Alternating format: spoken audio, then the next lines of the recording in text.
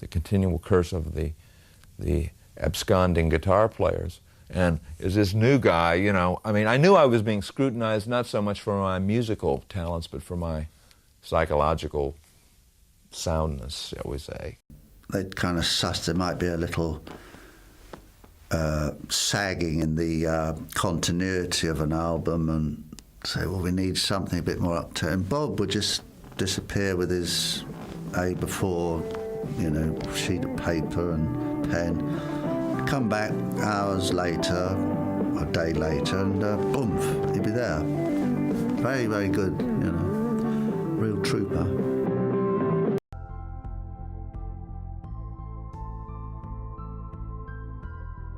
The air was thick with the residue of a departing genius. 1970, the year Peter Green, the enigmatic founder and guiding blues light of Fleetwood Mac, walked away. His departure wasn't a sudden whim, but the culmination of growing disillusionment, a spiritual crisis, and the suffocating pressure of fame. That's when I need your love so bad. He had built the band, shaped its sound, and then, almost inexplicably to outsiders, chose to dismantle his own involvement. Mick Fleetwood, the band's ever-present drummer and a steadfast anchor, reflected on Green's state in his autobiography, My Life and Adventures in Fleetwood Mac. Peter was losing it. The drugs certainly didn't help, but it was more than that. It was as if he was struggling with the very concept of being a rock star, a burden he never truly wanted. John McVie would fully blame an event in Germany where Peter took some more drugs and for sure never really came back. The band, having achieved considerable success in the British blues scene, was suddenly adrift, a ship without its primary navigator.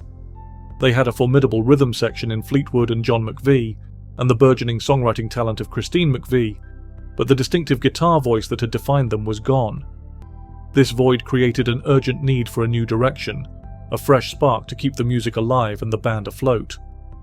The profound emptiness left by Peter Green's exit necessitated a re-evaluation of Fleetwood Mac's very identity and sound, directly leading to the arrival of new blood and a shift away from their foundational blues.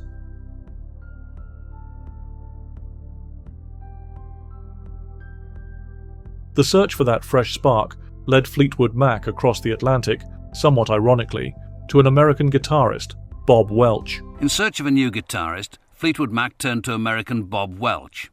His band, Head West, had broken up and he was down on his luck, living in Paris. And you don't need an airplane or some kind of engine, and you never will.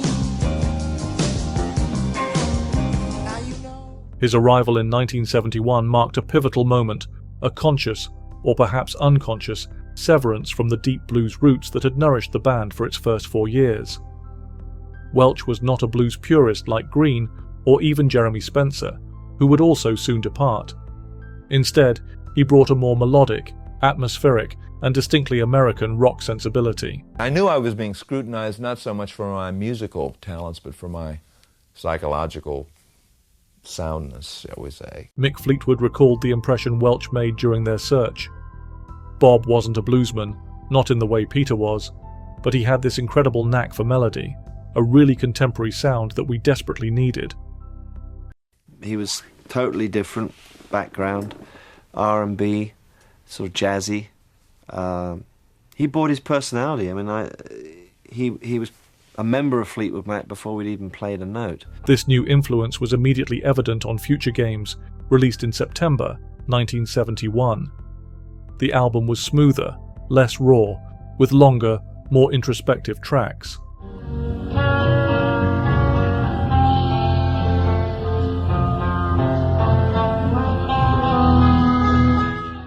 Christine McVie's contributions also blossomed on this record, her distinctive keyboard melodies and heartfelt vocals finding more space in the evolving sound. It was clear that the blues shackles were loosening, replaced by a broader rock palette. The band, though still retaining vestiges of their past, was undeniably venturing into uncharted musical territory, a sound that, while not yet commercially explosive, was laying the groundwork for something entirely different. The band's evolving musical direction, influenced by Bob Welch and Christine McVie's growing songwriting prowess, soon faced another unexpected internal challenge with the sudden disappearance of Jeremy Spencer.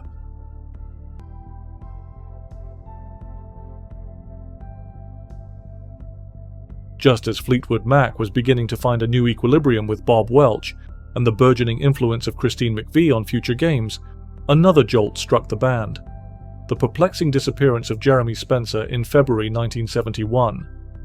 Spencer, a co-founder and a masterful slide guitarist with a deep love for Elmore James, vanished seemingly without a trace during a US tour. Jeremy Spencer of the Fleetwood Mac began by imitating the black country blues singer Elmore James. The band, already fragile from Green's departure, was thrown into a state of panic and disarray. John McVie, ever the pragmatist, later recounted the sheer bewilderment in a BBC interview. "One minute he was there, the next he was just gone. We thought he'd been kidnapped, honestly. It was utterly bizarre." It transpired that Spencer had joined a religious cult, the Children of God.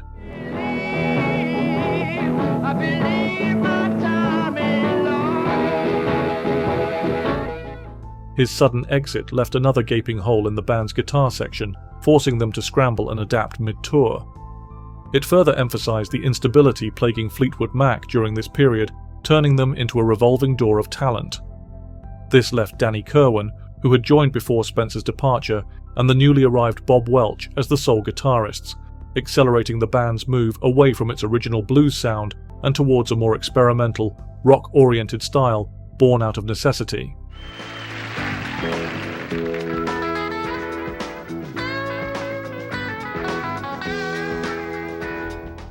The unexpected loss of Jeremy Spencer, following so soon after Peter Green, solidified the need for Fleetwood Mac to pivot further from their blues origins, compelling them to explore new musical avenues with their remaining, albeit fluid, lineup.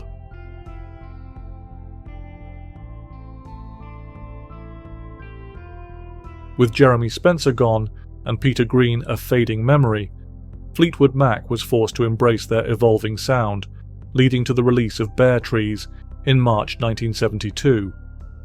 This album further solidified the transition initiated by future games. Bob Welch's ethereal guitar work and contemplative songwriting were prominent, alongside Christine McVie's increasingly confident and melodic contributions. Danny Kirwan, still with the band, contributed significantly, offering a bridge between the old and new with his distinctive guitar tone and songwriting.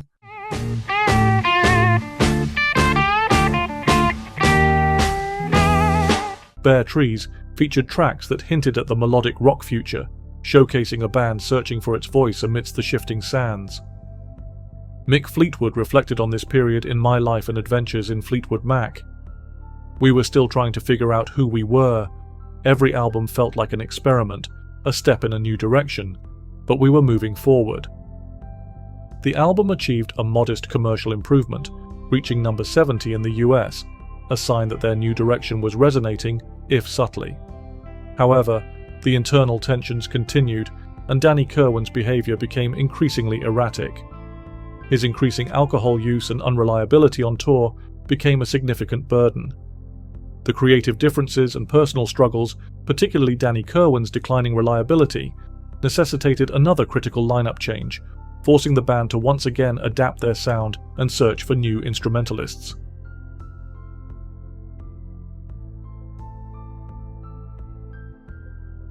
The turbulent nature of Fleetwood Mac's bridge years continued its relentless churn, epitomized by the departure of Danny Kirwan in 1972, following increasingly erratic behavior and an incident where he smashed a guitar before a show. This left Bob Welch as the sole guitarist. The band, determined to carry on, brought in Bob Weston on guitar and Dave Walker on vocals for the recording of Penguin, released in March 1973. However, Walker's tenure was exceedingly brief, as his blues rock vocal style didn't align with the band's evolving direction. Christine McVie later recalled in an interview with Mojo magazine, "Dave just wasn't right for us. We were going in a more melodic, softer direction, and his voice was very shouty. It just didn't fit." His swift dismissal meant that for Mystery to Me, released in October 1973, the lineup solidified slightly with Welch, Weston, and the core rhythm section of Fleetwood and John McVie, with Christine McVie's vocals taking a more central role. Mystery to Me showcased a band attempting to refine their sound, with Welch writing more accessible, radio-friendly tracks, while Christine McVie continued to deliver strong melodic songs. This crazy world we're in, is it really such a sin to love you? It was an album that demonstrated the band's resilience, but the underlying instability, particularly concerning Bob Weston's conduct, continued to simmer beneath the surface.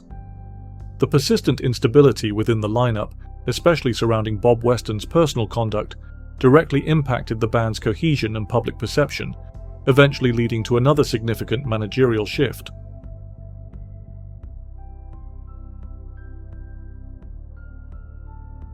By 1974, Fleetwood Mac had fully relocated to California, a move that promised a fresh start and a closer connection to the burgeoning West Coast music scene. The shift in geography subtly influenced their sound, moving them further from their British blues past. However, the internal drama persisted, often overshadowing any musical progress. Bob Weston's affair with Mick Fleetwood's then-wife Jenny Boyd during a 1974 tour was a devastating blow. It came to a head. I and Mick's wife at the time, Jenny, we were the very best of friends. It was like at the time it was rather like a spiritual empathy, because if you believe in, from an astrologic point of view, we were born within an hour of each other. There's a kind of closeness, and we always communicated very well, and probably misread the language. We had a very brief affair. So I kind of became the dumping ground for everyone else's angst. Suddenly that all dissipated. No, it's not us, it's him. So I took the can for that to a greater degree, I feel. Some might want to disagree with that, I don't know. But I think that basically was it. Mick Fleetwood, in My Life and Adventures in Fleetwood Mac, described the emotional turmoil. It was a betrayal on so many levels, not just personally, but it fractured the trust within the band. It was a dark period. Weston was fired immediately, plunging the band into further disarray and forcing the cancellation of a tour. This incident coincided with mounting dissatisfaction with their manager, Clifford Davis, who, after Weston's firing, created a fake Fleetwood Mac to fulfill tour obligations, leading to protracted legal battles and public confusion. The band found themselves in a precarious position, musically evolving but constantly battling internal strife and external legal challenges. This period of turmoil, though creatively frustrating, inadvertently cleared the decks for a radical change in their internal structure and, crucially, their lineup. The continuous cycle of internal strife and external legal battles, particularly the fake Fleetwood Mac debacle, created an atmosphere of desperation and a clear need for a decisive change in both management and personnel, ultimately leading to a chance encounter that would redefine the band's future.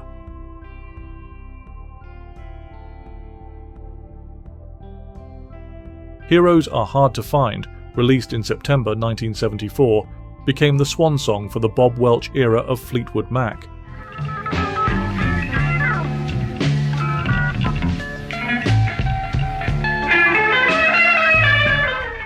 By this point, the band was a tight four-piece: Mick Fleetwood, John McVie, Christine McVie, and Bob Welch.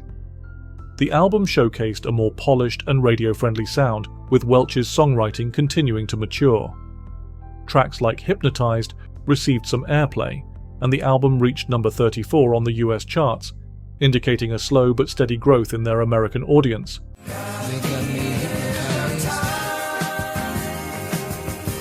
Yet despite this incremental progress, the relentless touring, the internal pressures, and the constant battle for identity had taken their toll on Bob Welch. He had poured years of his life into helping the band navigate its post-Green identity crisis, but he felt increasingly burnt out and undervalued. In an interview later in his life, Welch remarked, "I felt like I was constantly fighting uphill. We'd get a little traction, then something else would hit. I was just tired of it all." he saw little hope for significant commercial breakthrough, believing the band was stuck in a rut of moderate success. His decision to leave in December 1974, though a blow, was born of genuine exhaustion and a desire for a different path. They were on some sort of mystical quest, or they had been, by appointment to Her Majesty, they had been given this thing, this mission to somehow accomplish, and I was never quite clued in on exactly what that mission might have been. His departure created yet another void, but this time the stars were aligning in a way that would rewrite Fleetwood Mac's history forever. Bob Welch's departure, a result of creative exhaustion and a perceived lack of breakthrough, left Fleetwood Mac without a lead guitarist and singer, creating an urgent vacancy that serendipitously led to a fateful encounter with two emerging talents who would irrevocably alter the band's destiny.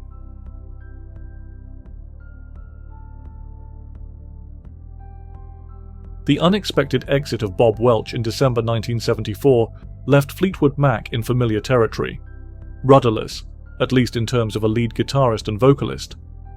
Mick Fleetwood, ever the resilient force, knew they couldn't simply fold. The band had to find a replacement quickly to fulfill their contractual obligations. It was during this period of uncertainty, while scouting studios in Los Angeles, that a chance encounter with a demo tape changed everything. While visiting Sound City Studios in December 1974, Fleetwood heard a track featuring a distinctive guitar sound and compelling female vocals. He inquired about the artists and was told it was a duo named Buckingham Nicks. No love, my love, she knows how to be her man. Yes, she does. Intrigued, he asked if they were available for a meeting.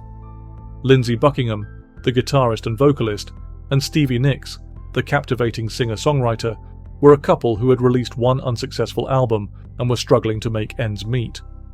When Fleetwood contacted Buckingham, he famously offered him the guitarist position. Buckingham, however, had a condition. As Fleetwood recounted in My Life and Adventures in Fleetwood Mac, Buckingham emphatically stated, "I come as a package deal, you have to take Stevie too."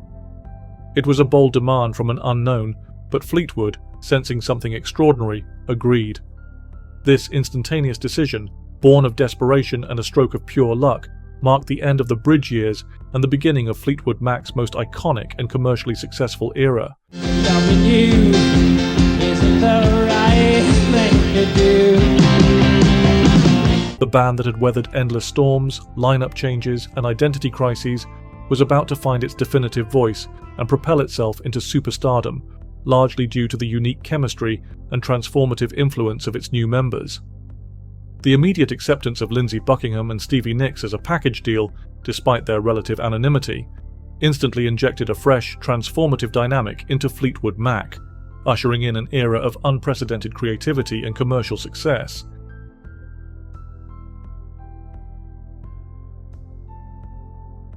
Bob Welch's departure in December 1974, though deeply felt by those who had worked closely with him, was not the end of his musical story. He left Fleetwood Mac feeling creatively unfulfilled and exhausted by the band's persistent internal struggles and the endless fight for mainstream recognition. His aim was to pursue a different path, to explore sounds that he felt were more truly his own. Almost immediately, he formed a hard rock trio called Paris. While Fleetwood Mac was on the verge of great success, ex-guitarist Bob Welch had formed a band called Paris. It had a very different sound to the old Fleetwood Mac. While the band released 2 albums, Paris and Hunt Sales, they did not achieve significant commercial success and disbanded within a few years. It was as a solo artist that Welch found his greatest post-Mac success. His debut solo album, French Kiss, released in 1977, was a platinum-selling record that spawned hits like Sentimental Lady, a re-recording of a song from his Fleetwood Mac days, along with Ebony Eyes and Hot Love Cold World. Your eyes got me hoping, but I'll be holding you close to right. Christine McVie and Mick Fleetwood even lent their talents to this album, providing backing vocals on Sentimental Lady, indicating an initial amicable relationship with his former bandmates despite his exit. This level of collaboration suggests a continued connection, at least creatively, with the members who had navigated the challenging bridge years alongside him.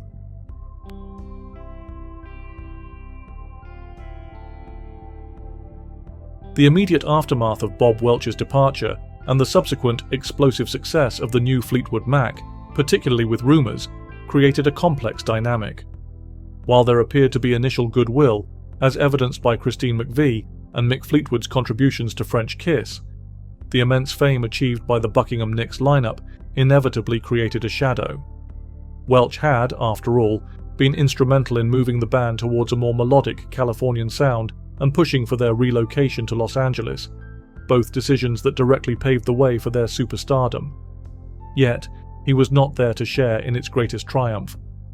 This unspoken tension surfaced explicitly when Fleetwood Mac was inducted into the Rock and Roll Hall of Fame in 1998. The history of Fleetwood Mac lives within their music, and their songwriting tells of their journey. That music has spoken to each of us, and they continue to affect each generation. We live in a country that has grown up with Fleetwood Mac at our side. How fortunate we are. Only members from the Peter Green era and the Rumours era lineup were included, a decision that notably excluded Bob Welch. This omission was a deep wound for Welch. He publicly attributed it to a lawsuit he had filed against the band in 1994 over unpaid royalties from his tenure. While Mick Fleetwood later expressed regret, stating that the Hall of Fame makes its own decisions and that there had been bad blood at the time of the induction due to the lawsuit, the snub underscored the distance that had grown between Welch and the band he had helped shepherd through its most uncertain period. Despite the initial collaborations and mutual respect for his contribution, the financial and historical narratives had created a rift that proved difficult to mend.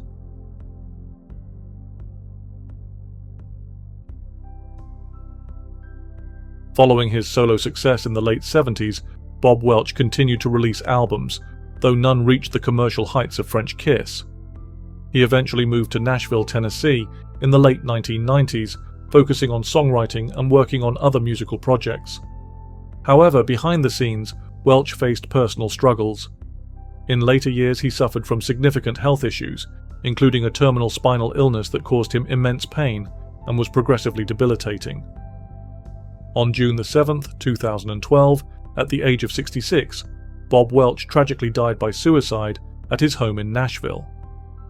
Police confirmed a self-inflicted gunshot wound and that a suicide note was found.